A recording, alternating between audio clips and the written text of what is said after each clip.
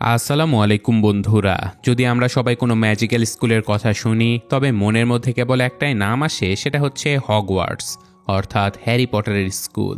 তো আজকের গল্পটা অনেকটা তেমনই একটা ম্যাজিক্যাল স্কুল নিয়ে, যেখানে আমরা গল্পে দেখতে পাই একটা ম্যাজিক্যাল স্কুল রয়েছে, যেখানে বাচ্চাদের কাছে একটি নয় বরং বেশ কয়েকটি জাদুকরী ক্ষমতা রয়েছে, আর তাদের সবার জন্য একটি আলাদা করে স্কুল তৈরি করা হয়েছে যার নাম প্রেস্টিজ একাডেমি। তো মুভির শুরুতে একটা মেয়ে বলে যে বাচ্চারা তাদের নিজেদের জগতে ব্যস্ত থাকে আর সবার কাছেই নিজেদের একটা আলাদা আলাদা প্রতিভা থাকে, কিন্তু কিছু বাচ্চা এমনও থাকে যাদের প্রতিভা বাকি সবার থেকে একেবারে আলাদা হয়। এখানে আমরা লরি নামের একটা মেয়েকে দেখতে পাই, যার সামনে একটা ছোট্ট বিড়াল ছানা রয়েছে। দেখতে দেখতে লরিও সেই বিড়ালের আকৃতিতে পরিণত হয়ে যায়। লরির বাবা এটা দেখে বেশ অবাক হয়ে যায়, কিন্তু তিনি খুব ভালো করেই জানে যে এই আশ্চর্যজনক ক্ষমতা লরির জেনেটিক ট্রান্সফরমেশন ছিল, অর্থাৎ লরির মায়ের ভেতরেও এমন কিছু অদ্ভুত ক্ষমতা ছিল। এরপর সিন চলে যায় 6 বছর পরে। লরি এই 6 বছরে অনেকটা বড় হয়ে গেছে, আর তাছাড়াও এখন সময় হয়েছে তার সেই ক্ষমতা ভালো করে শেখার, আর সেই জন্য তাকে যেতে হবে ম্যাজিক্যাল একাডেমিতে। লরির আরও একজন বন্ধু ছিল যার নাম রেনা। এই দুজন ছোটবেলা থেকে একসাথে থাকে। রেনার কাছে আগুন তৈরি করার ক্ষমতা ছিল। সে তার হাতের ইশারা দিয়েই কোনো কিছু সাহায্য ছাড়াই আগুন তৈরি করতে পারত। তো অন্যদিকে আমাদের লরি বেশ এক্সাইটেড ছিল, কিন্তু রেনা দ্বিধায় ছিল যে সে স্কুলে গিয়ে করবেটা কি। তবে তারা বন্ধু হওয়ার কারণে একে অপরকে ওয়াদা করে যে তারা যাই করবে একসাথে করবে আর খুব ভালোভাবে করবে। ঠিক ওদের মতোই বেশ কয়েকজন তাদের বাবা মাকে সঙ্গে নিয়ে একটা জায়গাতে চলে আসে। বাবা মায়েরা এসেছে বাচ্চাদেরকে বিদায় দেবার জন্য। আর এখানে আমরা দেখতে পাই যে প্রত্যেকেরই আলাদা আলাদা কোনো না কোনো সুপার পাওয়ার রয়েছে। আর কিছুক্ষণের মধ্যে এই সকল বাচ্চাদেরকে গাইড করার জন্য বেশ ভালো চেহারার একজন লোক চলে আসে। এইসব বাচ্চারা মনে করে যে তাদেরকে নিয়ে যেতে হয়তো কোনো ম্যাজিক্যাল বাস আসবে, কিন্তু এখানে কোনো ম্যাজিক্যাল বাস ছিল না, বরং তাদেরকে হেঁটে হেঁটে জঙ্গল পার করে সামনে এগিয়ে যেতে হচ্ছিল। আর বাবা মায়েদের জঙ্গলের এপারেই থেমে যেতে হয়। তো এখন বাচ্চারা সেই লোকটার পেছনে পেছনে হাঁটতে থাকে। লোকটার নাম ছিল প্রীতি। সে বাচ্চাদেরকে বিশেষ করে শিখিয়ে দিচ্ছিল যে জঙ্গলের ভেতরে কেউ যেন কোনো ম্যাজিক না করে এবং চুপচাপ শুধু তাকে অনুসরণ করে। তো কিছুক্ষণ হাঁটার পরে এই সকল বাচ্চারা 5 ফুট লম্বা একটা দেয়ালের ভেতরে চলে যায়, আর দেয়াল পার করেই সবাই প্রেস্টিজ একাডেমিতে পৌঁছে যায়। যেসব বাচ্চারা সেখানে আগে থেকেই পড়ছিল তারা সবাই নতুন আসা বাচ্চাদেরকে স্বাগত জানায়। আর এখানে তাদের স্বাগত জানানোর জন্য প্রিন্সিপালও চলে আসে। তিনি সবাইকে জানায় যে তাদের ভেতরের ক্ষমতায় তাদেরকে এত দূরে এনেছে। এই স্কুলে এই ক্ষমতাগুলোকে 5 ভাগে ভাগ করা হয়েছে। 1 নম্বরে রয়েছে ফসি, যারা কিনা প্রাণীদের সঙ্গে কথা বলতে পারে। আর 2 নম্বরে রয়েছে ক্লিকার, যারা যে কোনো জিনিসকে নিজেদের দিকে আকর্ষণ করতে পারে। 3য় নম্বরে রয়েছে ফ্লাইট্রো, যারা আগুন তৈরি করতে পারে, অর্থাৎ ঠিক লরির বন্ধু রেনার মতো। 4র্থ নম্বরে আসে ফ্লায়ার, যারা হাওয়ায় উড়তে পারে। আর 5ম নম্বরে থাকে ফ্ল্যাক্সেস, যারা নিজেদের অন্য প্রাণীতে রূপান্তরিত করতে পারে, ঠিক যেমন লরির ক্ষমতা রয়েছে। কিন্তু এদের সবাইকে স্কুলে ভর্তি হবার জন্য একটা পরীক্ষা দিতে হবে। আর এখন সেই সময় হলো পরীক্ষা দেয়ার। প্রত্যেক গ্রুপের শিক্ষকেরা প্রিন্সিপালের সঙ্গে কথা বলছিল তাদের বাচ্চাদেরকে বেছে নেওয়ার জন্য। কিন্তু এই পরীক্ষার ভেতরে কিছু বাচ্চা এমনও ছিল যাদের ক্ষমতা ঠিকমতো কাজই করছিল না। এখানে থেলি নামের একটা বাচ্চা, যার কাজ ছিল আগুন বের করা, কিন্তু তার ক্ষমতা থেকে শুধুমাত্র ধোঁয়াই বের হচ্ছিল। পার্ল নামের একটা মেয়ে, যাকে নির্দিষ্ট একটা জিনিসকে নিজের দিকে আকর্ষিত করতে হতো, কিন্তু তার ক্ষমতা উল্টো দিকে কাজ করছিল। সে ওই বলগুলোকে খুব দ্রুত বিকর্ষণ করে ছুঁড়ে ফেলে, যা হয়তো কারো মাথায়ও লাগতে পারতো। এছাড়াও অ্যান্ড্রুস নামের একটা ছেলে ছিল, যে কিনা হাওয়ায় উড়তে পারত, কিন্তু কিভাবে নিচে নামতে হবে সেটা তার জানা ছিল না। আর সবশেষে পালা সে লরির। লরিকে কাজ দেয়া হয় যে তাকে 6 সেকেন্ডের জন্য একটা বিড়ালের মধ্যে রূপান্তরিত হয়ে থাকতে হবে, কিন্তু সে বেচারি 1 সেকেন্ডের মধ্যেই পাথরে পরিণত হয়ে যায়। সে বিড়ালের সাথে একটা টিকটিকির আকারও ধারণ করে ফেলে। তো যাই হোক, পরীক্ষা শেষে এইসব বাচ্চাদেরকে একটা করে কার্ড দেয়া হয়েছিল, আর এখন যে বাচ্চাদের কাছে যেই কার্ড ছিল সেই অনুযায়ী তাদেরকে আলাদা আলাদা দলে ভাগ হয়ে যেতে হতো। কিন্তু এতক্ষণ যে 4টে বাচ্চার কথা বললাম তাদের কার্ডে ইউডিএম লেখা ছিল। ইউডিএম এর মানে এরা কেউই জানতো না। অন্যদিকে লরি কিছুই বুঝতে পারছিল না, তাই প্রিন্সিপালের বলার পরে লরি ইউডিএম এর দলকে অনুসরণ করে সেখানে চলে যায়। কিন্তু সেখানে গিয়ে লরি বেশ অবাক হয়ে যায়। সে বলে যে আমার তো বাকিদের সাথে থাকা উচিত, আমি বাকিদের সঙ্গে পড়াশোনা করতে চাই, আমি এখানে এসেছি পড়াশোনা করার জন্য, তাই আমি এখানেই থাকার উপযুক্ত। কিন্তু প্রিন্সিপাল লরির কোনো কথা শোনে না এবং তাকে ঠেলে স্কুলের উল্টো দিকে একটা জঙ্গলের মধ্যে পাঠিয়ে দেয়। জঙ্গলের ভেতরে পৌঁছানোর পরে দেখা যায় যে সেখানে একটা জায়গাতে টিম ইউডিএম লেখা ছিল। লরি সেখানে গিয়ে দেখে যে সেখানে ইতিমধ্যেই আরও 3জন বাচ্চা ছিল, অর্থাৎ অ্যান্ড্রুস, পার্ল এবং থেলি। আর তাদের সকলের শিক্ষক ছিল সেই প্রীতি। লরি বলে যে এটা তো আমার জায়গা নয়, আমি হয়তো ভুল জায়গাতে চলে এসেছি, আমি এখানে কিছুতেই থাকবো না, আমার উপরে গিয়ে পড়াশোনা করা দরকার। আর তাছাড়াও আমরা আসলে আছি এখন কোন জায়গাতে? তখন সেখানে প্রিন্সিপাল চলে আসে এবং তিনি সব কিছু পরিষ্কার করে দেয়। আর তিনি বলে যে ইউডিএম এর মানে হচ্ছে আপসাইড ডাউন ম্যাজিক। যেই বাচ্চাদের ম্যাজিক ঠিকমতো কাজ করে না সেই বাচ্চাদেরকে বাকি বাচ্চাদের সঙ্গে রাখা হয় না, সেই বাচ্চাদের জন্য এটাই হচ্ছে আসল জায়গা। প্রিন্সিপাল আরও বলে যে আসলে অনেক বছর আগে ইউডিএম অর্থাৎ আপসাইড ডাউন ম্যাজিক যে বাচ্চারা করতে পারত তারাও সাধারণ বাচ্চাদের মতোই ট্রেনিং নিত। কিন্তু শ্যাডো ম্যাজিক, যা এখন পর্যন্ত সবচেয়ে খারাপ ম্যাজিক বলে ধরা হয়, তার প্রভাবে একটা বাচ্চা এক জায়গাতে চলে এসেছিল, যার পর তার খুবই খারাপ অবস্থা হয়ে যায় আর অনেক বড় শক্তি সকলের উপরে আক্রমণ করে দেয়। তাই সমস্ত শিক্ষকদের সাহায্যে সেই শ্যাডো মাস্টারকে সেখান থেকে তাড়িয়ে দেওয়া হয়। আর সেই সময়ের পর থেকে সমস্ত ইউডিএম এর বাচ্চাদেরকে আলাদা রাখা হয়েছে, যাদের ম্যাজিক এখনও ঠিকমতো কাজ করে না, যাতে করে ব্ল্যাক ম্যাজিক অর্থাৎ সেই শ্যাডো মাস্টারের শক্তি এই বাচ্চাদের ভেতরে না আসতে পারে। প্রিন্সিপাল এটাও বলে যে তোমাদেরকে এখানে রাখা হবে যাতে তোমরা ধীরে ধীরে নিজেদের ম্যাজিক ভুলে যাও, তোমাদের কোনো ধরনের ম্যাজিক শেখানো হবে না, বরং অন্য কাজে তোমাদেরকে রাখা হবে আর সবশেষে বাড়িতে পাঠিয়ে দেয়া হবে। এই কথা শুনে সকল বাচ্চাদের মনই ভেঙে যায়। এদিকে প্রেস্টিজ একাডেমির ভেতরে ক্লাস শুরু হয়ে যায়। এই ক্লাস ছিল যাদের আগুনের শক্তি ছিল তাদের। এই ক্লাসে রেনাও ছিল। আর টিচার এসে সকল বাচ্চাদেরকে জানায় যে কিছুদিনের মধ্যে একটা অ্যানিম্যাল ফাংশন হতে চলেছে। এর ভেতরে প্রত্যেকটা ম্যাজিক থেকে 2জন বাচ্চাকে সিলেক্ট করা হবে যারা ওই ম্যাচে খেলতে পারবে। তাছাড়াও সেই 2জনের মধ্যে একজন নিজের টিমকে প্রতিনিধিত্বও করবে। তো ফায়ার ম্যাজিকের টিচার আবার রেনাকে সবসময় খুবই পছন্দ করত। এই কারণে প্রথম ম্যাজিকের জন্য সে রেনাকেই ডেকে পাঠায়। এই ম্যাজিক ছিল কিছু পপকর্নকে অসংখ্য আগুনের ফুলকিতে সৃষ্টি করতে হবে। তবে রেনা বেশ ভয় পাচ্ছিল এই কারণে যে সে সমস্ত পপকর্ন আগুনের মাধ্যমে আবার জ্বালিয়ে না ফেলে। এইসব কিছু আবার একজন সিনিয়র অফিসার দেখছিল। এদিকে প্রীতি বাচ্চাদেরকে উৎসাহিত রাখার জন্য তাদের একটা করে রুম দেয়, যা একেবারেই কোনো ম্যাজিক্যাল রুম ছিল না, আসলে তা পরিষ্কার করার জন্য তাদেরকে দেয়া হয়েছিল। লরি পরিষ্কার করতে করতে ফ্লাস্ক ক্লাসের কাছে পৌঁছে যায়, যেখানে টিচার বাচ্চাদেরকে অ্যানিমেলে ট্রান্সফর্ম হওয়ার ব্যাপারটা শেখাচ্ছিল। তার হাতে একটা ছোট বিড়ালের বাচ্চা ছিল। লরি অনেকক্ষণ ধরে মনোযোগ দিয়ে টিচারের কথা শুনছিল। হঠাৎ করে লরি ক্লাসের ভেতরে এসে টিচারের কাছ থেকে সেই ছোট বিড়ালের বাচ্চাটাকে নিজের কাছে নিয়ে নেয়। আসলে সে চেষ্টা করছিল এতক্ষণ টিচারের বলা কথাগুলো শুনে সে অ্যানিমেলে ট্রান্সফর্ম হতে পারে কিনা, কিন্তু এবারও লরির ম্যাজিক ভুল হয়ে যায় আর সে একেবারে ভুলভাবে ট্রান্সফর্ম হয়। তখনই সেখানে প্রীতি চলে আসে এবং বাকি তার 3 বন্ধু এসে তাকে সেখান থেকে নিয়ে যায়। প্রীতি লরিকে বোঝায় যে এটা আমাদের জন্য নয়, এই ম্যাজিক আমরা করতে পারবো না, যদি তুমি এভাবে চলে যাও তবে তুমি নিজেকে আর আমাদের সকলকেই বিপদে ফেলে দেবে। এরপরে বাচ্চারা ডিনারের জন্য বেরিয়ে পড়ে আর এখানে সকলের আলাদা আলাদা গ্রুপ তৈরি করা হয়। এখানে রেনা একাই বসেছিল আর হঠাৎ করে সে লরিকে দেখতে পায়। রেনা তার কাছে আসতে যাচ্ছিল, কিন্তু এখানে লরি তার গ্রুপের সাথে বসেছিল, যেখানে প্রথমবারের মতো অ্যান্ড্রুস তার সাথে কথা বলার চেষ্টা করে। সবাই অবাক হয়ে যায় যে অ্যান্ড্রুস কথা বলতেও পারে নাকি। তখন অ্যান্ড্রুস লরিকে বলে যে সে যেভাবে আলাদা আলাদা অ্যানিমেলে ট্রান্সফর্ম হতে পারে সেটা একটা অনেক বড় প্রতিভা, কিন্তু কেউ এই প্রতিভার দামই দেয় না, বরং তারা সবাই ভেবেই নিয়েছে যে এটা হলো আপসাইড ডাউন ম্যাজিক। এদিকে রেনা লরির সাথে কথা বলার জন্য এগিয়ে যায় আর তখনই তার টিচার সামনে চলে আসে, যিনি রেনাকে আবারও তার গ্রুপের ভেতরে পাঠিয়ে দেয় আর লরির সাথে একদমই কথা বলতে দেয় না। পরে ক্লাসের ভেতরে রেনা পারফর্ম তো করে, কিন্তু একদম নিখুঁতভাবে পারফর্ম করতে পারে না, বরং তার এক ক্লাসমেট রেনার থেকেও ভালো পারফর্ম করে। এইসব কিছু ভাবতে ভাবতে রেনা একদিন ক্লাস থেকে বাইরে বের হচ্ছিল, তখনই সে একটা মেয়ের সঙ্গে ধাক্কা খায়। মেয়েটা নিজের নাম চন্দ্রা বলে এবং সে বলে যে সে রেনাকে এইসব জিনিস আরও ভালোভাবে শেখাতে পারবে।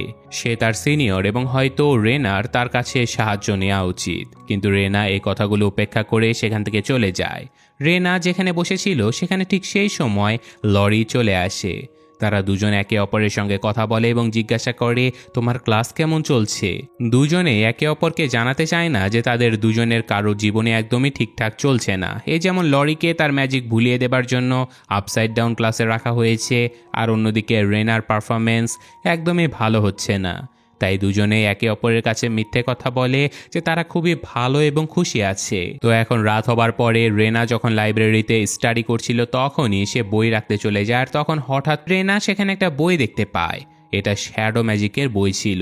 রেনা তাড়াতাড়ি সেখান থেকে দৌড়ে পালানোর চেষ্টা করে, আর তখনই তার পেছনে চন্দ্রা এসে দাঁড়ায়। অন্যদিকে লরির সাথে তার বন্ধুরা দাঁড়িয়েছিল, যারা লরিকে আবারও অ্যানিমেলে ট্রান্সফর্ম হতে সাহায্য করছিল। আর এখানে লরি তার বন্ধুদেরকে জানায় যে কিছুদিন পর যেই অ্যানিমেল ফাংশন হতে চলেছে সেখানে সে অবশ্যই অংশগ্রহণ করবে আর নিজেকে প্রমাণ করে দেখাবে যে তার দলও কোনো অংশে কম নয়, আর তারাও অনেক ভালো ম্যাজিক করতে পারে।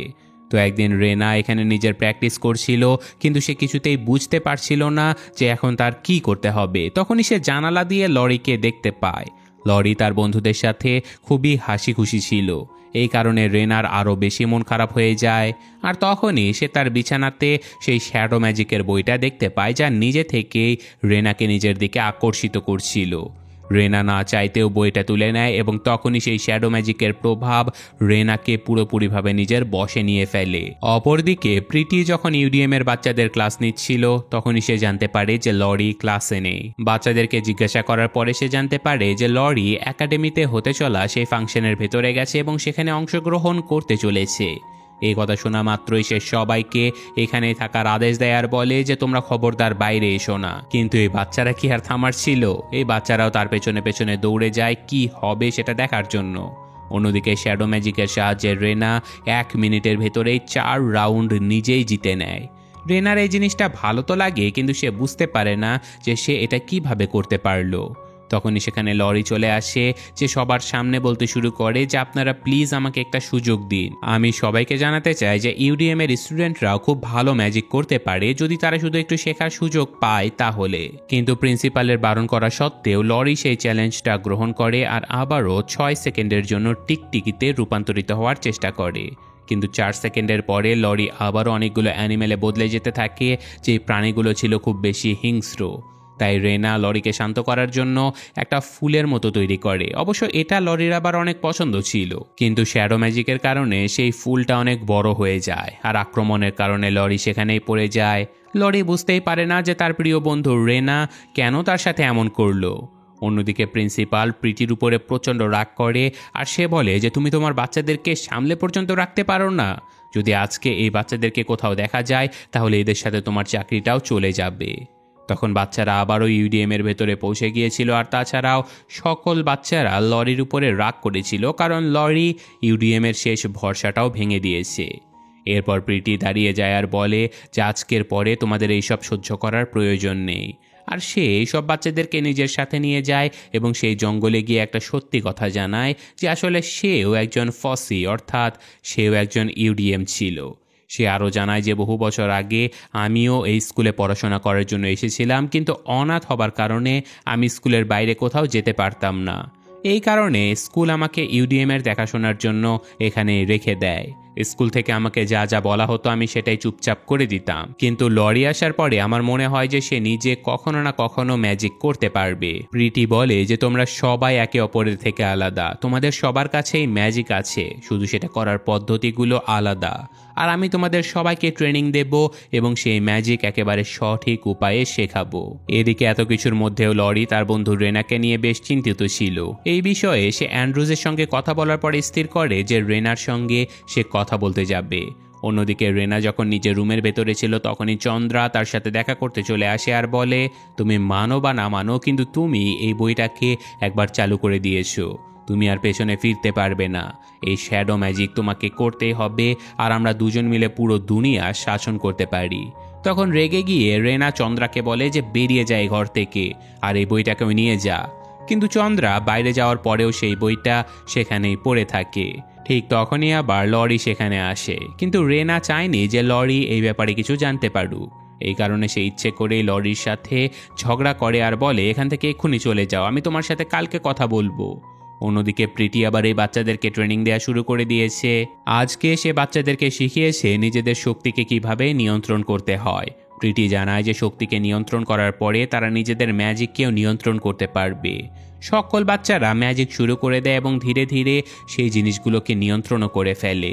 বাচ্চাদের মনোযোগ এবং প্রীতির পরিশ্রমের কারণে সবাই খুব ভালোভাবে ম্যাজিক শিখতে শুরু করে। প্রীতি বাচ্চাদেরকে সেটাই শেখাচ্ছিল যা এই বাচ্চারা অনেক ভালো করে করতে পারত, অর্থাৎ তাদের ম্যাজিককে একদমই পরিবর্তন করা হয়নি।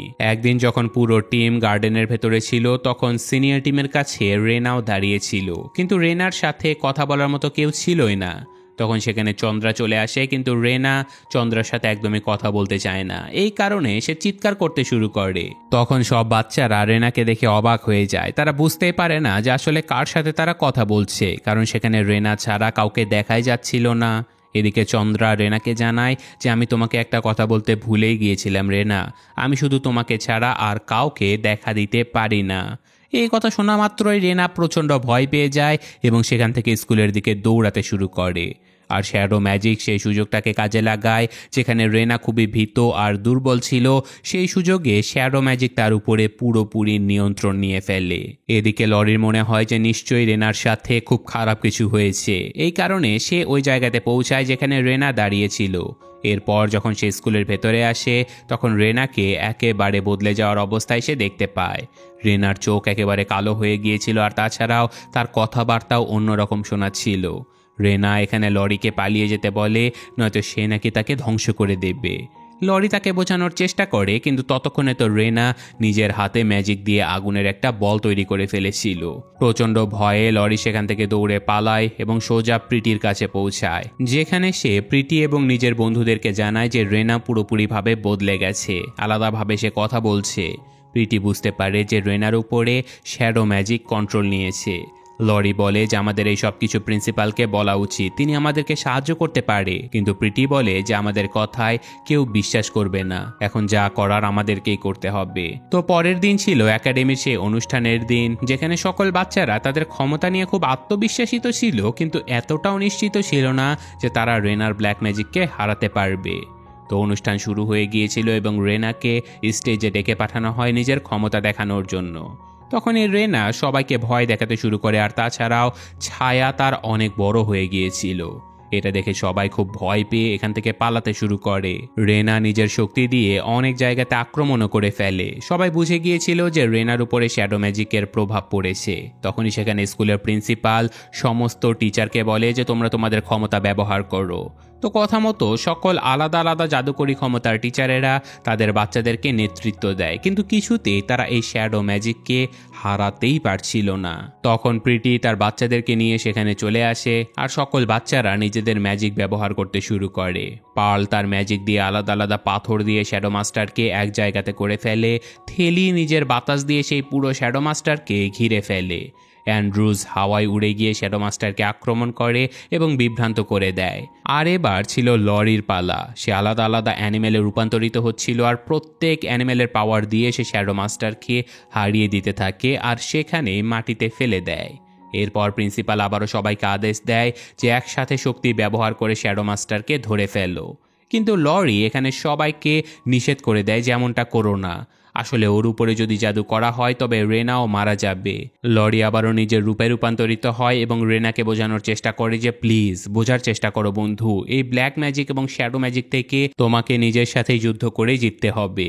অবশেষে রেনা ফায়ার তৈরি করে এবং সেই পুরো শ্যাডো ম্যাজিককে বিস্ফোরিত করে ফেলে। এর ফলে এই দুই বন্ধুর আবারও মিলন হয়। আর এখন প্রিন্সিপালকেও এটা মানতে হয় যে ইউডিএম এর বাচ্চারাও ততটাই শক্তিশালী এবং ততটাই প্রতিভাবান যতটা বাকি বাচ্চারা। এর ফলে সবাইকে ক্লাসের ভেতরে ভর্তি করে নেওয়া হয়। আর এখন তো প্রীতিকেও টিচার বানিয়ে দেওয়া হয়েছিল এবং সে বাকি টিচারদের মতোই বাচ্চাদের অ্যানিমেলের সঙ্গে কথা বলতে শেখাতো, তাও গান গাইতে গাইতে। লরি সবাইকে আলাদা আলাদা প্রাণীতে রূপান্তরিত হতে শেখাতো। তবে সিনেমার একদম শেষ দৃশ্যে আমরা দেখি যে লাইব্রেরির ভেতরে সেই শ্যাডো ম্যাজিকের বইটা আবারও বাইরে আসার চেষ্টা করছিল। অর্থাৎ এমনটা হতে পারে যে আবারও এই বইটা হয়তো অন্য কাউকে নিজের কবলে নিতে পারে। আর এরই সাথে সাথে আজকের এই গল্পটা এখানে শেষ হয়ে যায়। তো কেমন লাগলো সেটা কমেন্টে জানাবেন। আমি আজকের মতো বিদায় নিচ্ছি। আল্লাহ হাফেজ।